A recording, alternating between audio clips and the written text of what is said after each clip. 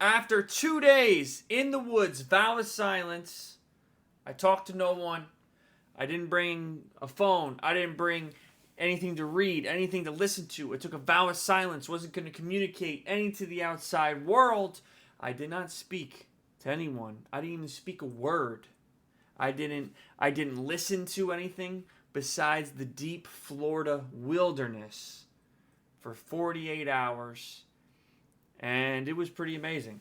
It was pretty amazing. I mean, besides the fact of it was my first time being out in the Florida wilderness alone and primitive type camping, there was a couple of learning curves, but that's not really what we're going to dive into. But you got to think that being in a completely new area where I came from New Jersey, I was a big outdoorsman in New Jersey. One of the biggest things that I'll just touch on really quickly is firewood. Firewood down in Florida, when the majority of all the trees are palm trees and small pine trees, you're not going to find the ground scattered with all dry, number one, dry wood to burn. And no, to find that was actually a challenge. I spent the first half of the first day preparing for the nighttime, getting my firewood together because I knew that I needed to had to cook food and keep the bugs away. I knew we needed fire, and so just scavenge the ground nonstop, loading it because there was nothing around my campsite. I even walked like a good circle around my campsite. There was like no wood. So what I ended up having to do was get into my car, drive my car kind of down the path that I drove in. It was like 4 or 5 miles to get into the woods, but back, just maybe about half mile or mile maybe, and just keep loading the back of the car with every piece of wood that I found. And it did take a while to accumulate enough firewood because I said it was just a lot of searching. There was nothing but snakes on the ground, nothing but and everything was wet. On top of that, Florida is a flat state. Everything is wet.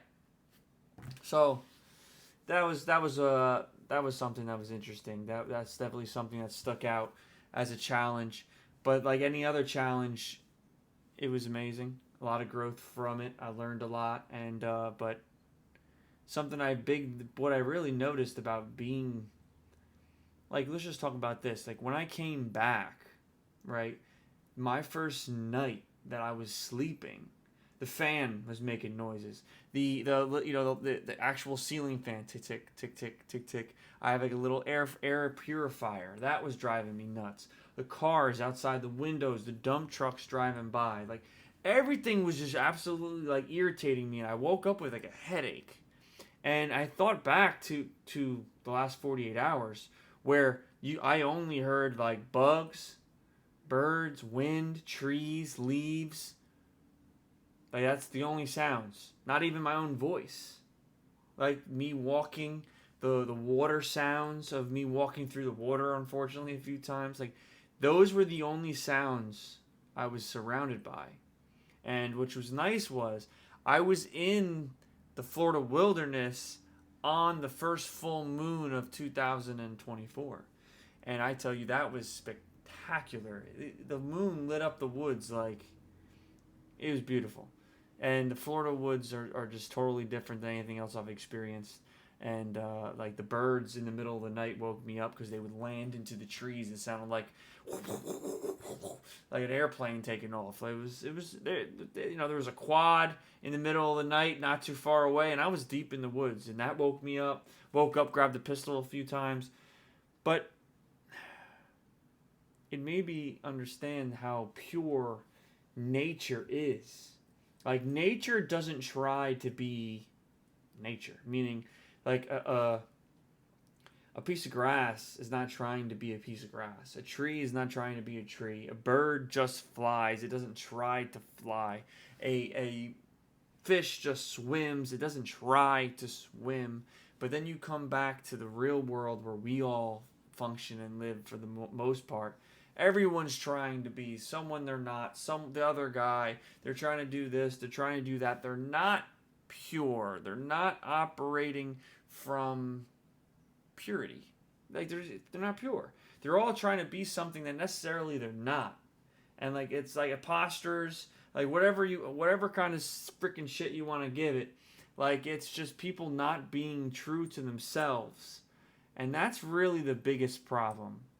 Because if we were just true with ourselves and looked inside and like just looked at our own passions and understand that you are the only one on this planet that has your exact events you've been through, feel the same way, your exact gene makeup, and it all is going to create something very specific in you. You do something better than the average human being more than anyone else on this planet. And if you just focused on that one skill, that would be the skill that brought you happiness. That would bring you the skill that brings you all the money you could ever think of, the prosperity, everything. Everything would come along if you just honed on that skill.